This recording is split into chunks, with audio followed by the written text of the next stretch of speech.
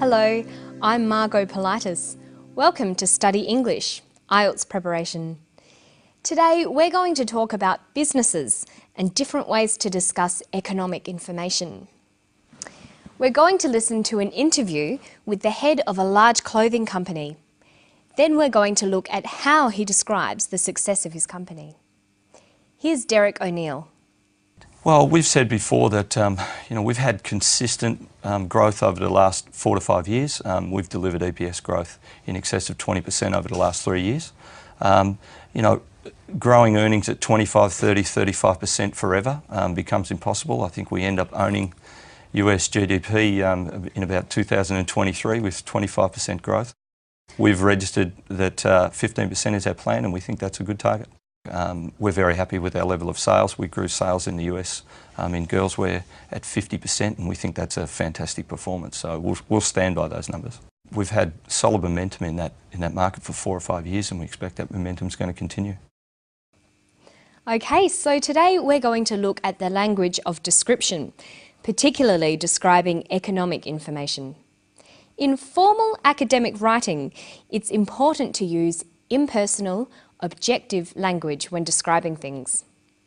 Notice that in the interview, Derek O'Neill often begins his sentences with we've, short for we have.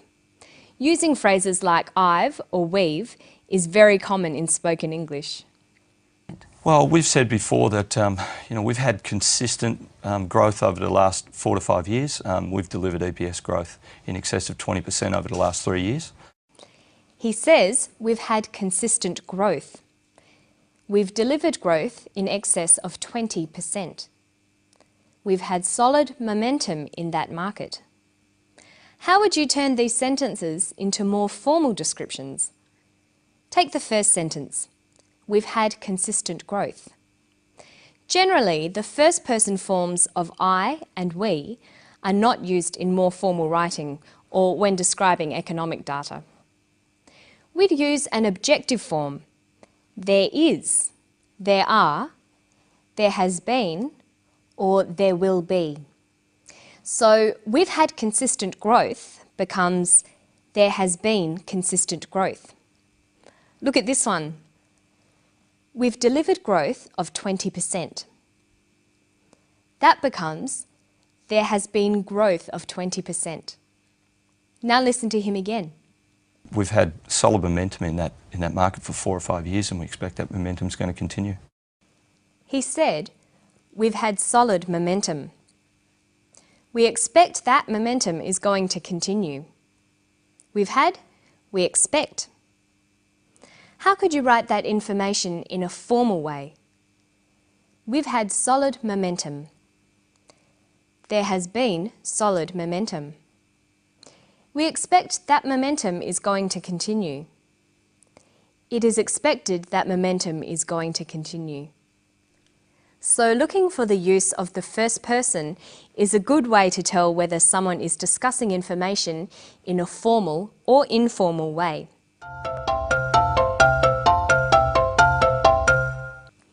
You should remember that in an academic context, you always need to include evidence to support your opinions or descriptions. You should try to always include data to explain and support what you're saying. Data is information, especially facts and figures, numbers, percentages, and dates. In formal language, you need to include data to support your arguments. Listen to the data Derek uses. We've delivered EPS growth in excess of 20% over the last 3 years. Growing earnings at 25, 30, 35% forever becomes impossible. I think we end up owning US GDP in about 2023 with 25% growth. We've registered that 15% is our plan, and we think that's a good target. He mentions a variety of facts and numbers, but he also describes how the data has changed.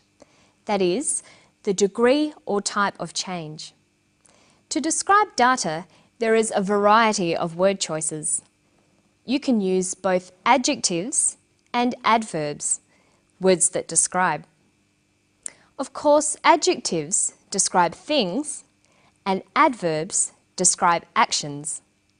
so you'll need both nouns and verbs for your descriptions. For example, you might use nouns like the rise, the increase, or the growth. Listen to Derek again.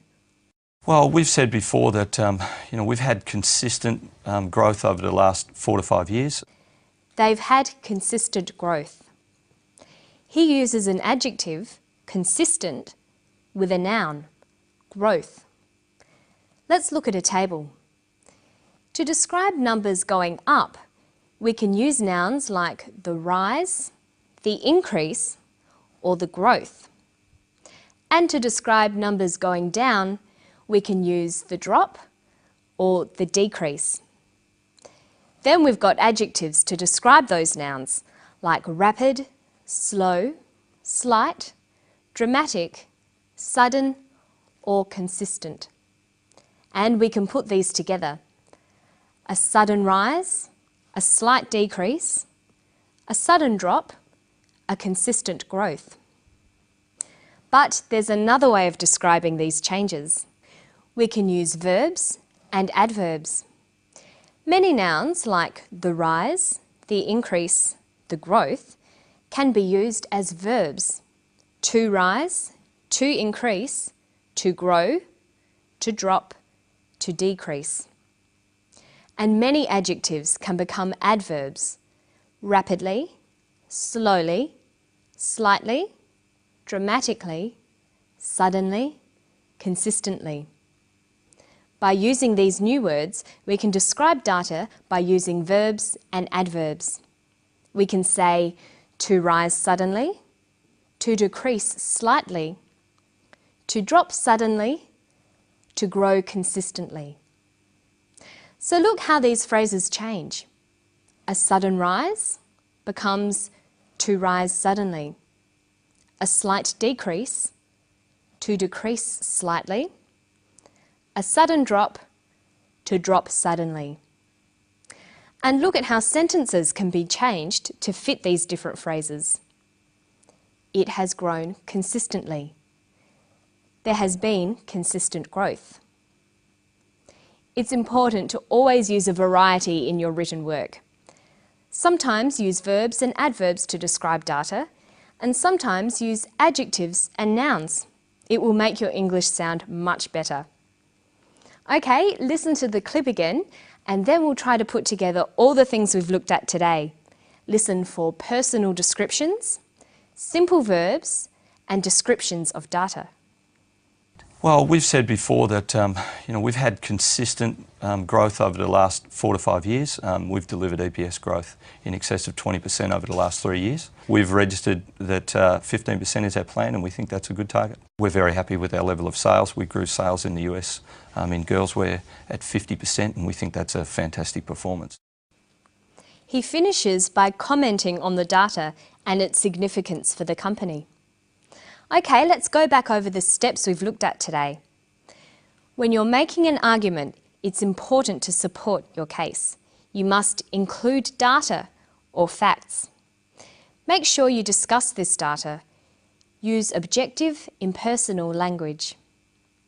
Describe changes to data by using a variety of noun-adjective and verb-adverb combinations. And finally, comment on the data using formal, objective language. And that's all for Study English today. Don't forget to keep reading, writing, speaking and listening to English as much as you can. And why not try to rewrite some conversational English into more formal academic styles? I'll see you next time for more IELTS preparation.